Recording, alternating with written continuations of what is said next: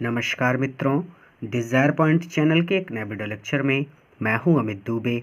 और आज के इस वीडियो लेक्चर में हम क्लास 12th इंग्लिश पोयम के सेकंड चैप्टर, जिसका नाम है an elementary school classroom in Aslam, जिसके लेखक स्टीफन स्पेंडर हैं, इसके सेंट्रल आइडिया का अध्ययन करेंगे। सबसे महत्वपूर्ण बात, वीडियो को स्टार्ट करने से पहले, बोर्ड एग्ज़ाम में ज़्यादा से ज़्यादा अंक पाने के लिए आप सेंट्रल आइडिया आपके टीचर की लैंग्वेज में ही याद कीजिएगा। जैसे कि आपके टीचर जो आपको स्कूल में पढ़ा रहे हैं, उन्होंने जो सेंट्रल आइडिया लिखवाया है, वहाँ से आप सेंट्रल आइडिया याद कर सकते हैं, या फिर आप इस वीडियो को देखकर सेंट्रल आइडिया याद कर सकते हैं। ठीक है। ऐसा करने पर क्या होगा कि जब आप अपने टीचर की लैंग्वेज में लिखते हैं, तो आप जब बोर्ड एग्ज़ाम में वो चीज़ लिख कर आते हैं, भले क्वेश्चन के आंसर हो या फिर सेंट्रल आइडिया हो, तो वहाँ पर आपको ज़्यादा से ज़्यादा अंक मिलते हैं, क्योंकि टीचर की लैंग्वेज गाइड की लैंग्वेज से हमेशा अलग होती है।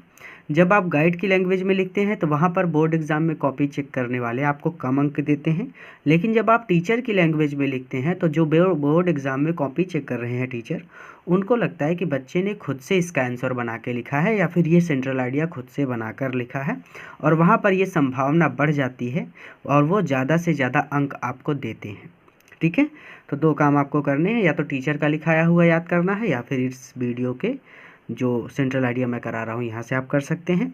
या फिर आपके पास सेंट्रल आइडिया लिखने का टाइम नहीं है तो आप नीचे आ रहे नंबर पर अभी सर से कांटेक्ट करके उनसे पीडीएफ ले सकते हैं। उस पीडीएफ में आपको सभी सेंट्रल आइडिया मिल जाएंगे और सभी क्वेश्चंस के आंसर मिल जाएंगे, और जहाँ तक कि बोर्ड एग्ज़ाम में पूछे गए क्वेश्चंस के आंसर भी आपको वहाँ पर मिल जाएंगे। तो इस तरह से आप पीडीएफ से तैयारी कर सकते हैं। चलिए, कहते हैं कि इन द पोएम, यानी पोएम में, an elementary school classroom in Aslam, यानी ये एक पोएम का नाम है।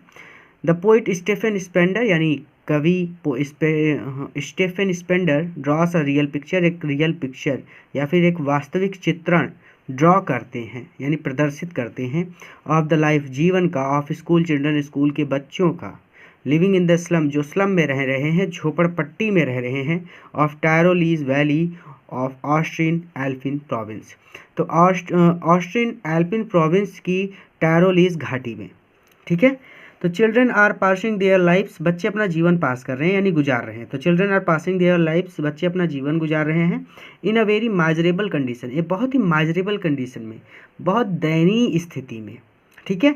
ड्यू टू देयर पॉवर्टी, अपनी गरीबी के कारण, एंड इलिटरेसी, इलिटरेसी मतलब अशिक्षा, तो अशिक्षा और अपनी, ऐसे पढ़ लेंगे इसको, कि अपनी गरीबी और अपनी अशिक्षा के कारण वो बहुत ही माइजरेबल कंडीशन में, बहुत ही दयनीय स्थिति में अपना जीवन गुजार रहे हैं। दे आर डिप्रेस्ड, वो डिप्रेस्ड हैं, यानी वो सब उदास हैं। दे आर फिजिकली वीक, वो बहुत कमज़ोर हैं। दे आर पेल फेसेस, उनके पीले चेहरे, एक्सप्रेस देयर डीप सैडनेस, उनकी डीप सैडनेस, उनकी डीप उदासी को एक्सप्रेस कर रहे हैं, प्रदर्शित कर रहे हैं। एंड नेग्लिजेंस, और नेग्लिजेंस, नेग्लिजेंस मतलब होता है लापरवाही या फिर असावधानी। ठीक है। और असावधानी को प्रदर्शित कर रहे हैं या फिर लापरवाही को प्रदर्शित कर रहे हैं। दे हैव नो अपॉर्चुनिटी, उनके पास कोई अपॉर्चुनिटी नहीं है, to enjoy the real blessing of life, enjoy यानी आनंद उठाने के लिए, the real blessing of life यानी जीवन के वास्तविक ब्लेसिंग की, वास्तविक आनंद की। आप ऐसे पढ़ लेंगे इसको। ब्लेसिंग को हम चाहें तो सीधा सीधा बोल सकते हैं आशीर्वाद से, तो इसको ऐसे भी पढ़ सकते हैं कि उनके पास जीवन के वास्तविक आशीर्वाद का आनंद उठाने के लिए कोई अपॉर्चुनिटी नहीं है। जैसा आपको आसान लगे आप पढ़ सकते हैं। शेक्सपियर से पोर्ट्रेट, यानी पोएम में ये कहा गया है ना कि शेक्सपियर की तस्वीर, तो शेक्सपियर्स पोर्ट्रेट, यहाँ पे अपोस्ट्रॉफी यस है, ध्यान दीजिएगा। तो Shakespeare's portrait and the map, और जो मैप है, हैव नो वैल्यू, उसकी कोई वैल्यू नहीं है, फॉर चिल्ड्रन, उन बच्चों के लिए, लिविंग इन स्लम, जो स्लम में रह रहे हैं या फिर जो झोपड़पट्टी में रह रहे हैं।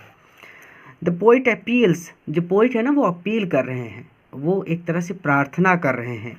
स्ट्रांगली, स्ट्रांगली मतलब बहुत तेज़ी से, यानी बहुत बहुत ही एक तरह से कह सकते हैं कि स्ट्रांगली मतलब पूरी तरह से, जितनी उनकी क्षमता है, अपनी पूरी क्षमता के साथ वो अपील कर रहे हैं, यानी बहुत ही झुक कर, एकदम बहुत ही प्रेम से वो अपील कर रहे हैं, प्रार्थना कर रहे हैं सबसे, कि टू द एजुकेटेड, एजुकेटेड यानी शिक्षित, एंड अफ्लुएंट, अफ्लुएंट तो अफ्लुएंट का मतलब होता है धनी या फिर अमीर कह सकते हैं।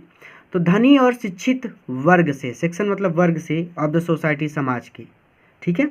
तो जो कवि हैं वो बहुत झुक कर या फिर बड़े ही प्रेम से प्रार्थना कर रहे हैं, अपील से स्ट्रांगली, यानी बहुत ही प्रेम से प्रार्थना कर रहे हैं, यानी उनकी जितनी सामर्थ्य है वो अपनी पूरी सामर्थ्य से प्रार्थना कर रहे हैं समाज के शिक्षित और धनी वर्ग से, टू कम फॉरवर्ड, की वो आगे आए, टू टेक द चिल्ड्रन, और वो इन बच्चों को आउट, बाहर निकालें, ऑफ स्लम से, ठीक है, एंड मॉस ऑफ पॉवर्टी, और मॉस ऑफ पॉवर्टी, मॉस मतलब दलदल या फिर काई, पॉवर्टी मतलब गरीबी के, वो बच्चों को झोपड़पट्टी और गरीबी के दलदल से बाहर निकाले। दे मस्ट बी रिमूव्ड, उन्हें रिमूव किया जाना चाहिए, उन्हें बाहर निकाला जाना चाहिए। थोड़ा सा ऊपर करेंगे, कहते हैं कि दे मस्ट बी रिमूव्ड, यहाँ पे तो समझने का तात्पर्य यहाँ पे है, जो दे लगा है ना ये बच्चों के लिए है, ठीक है।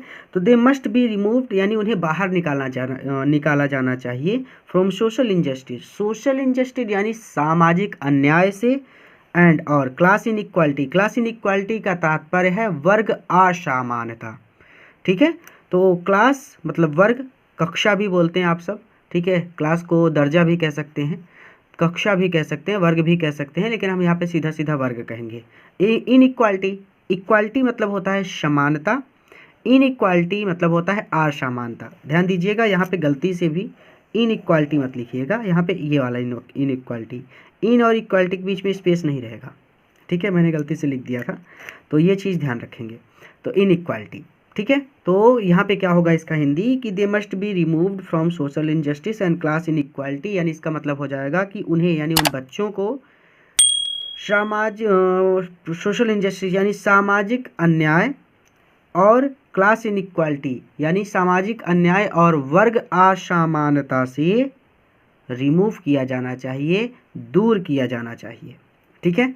तो इस तरह से हमने इस चैप्टर के सेंट्रल आइडिया को देखा।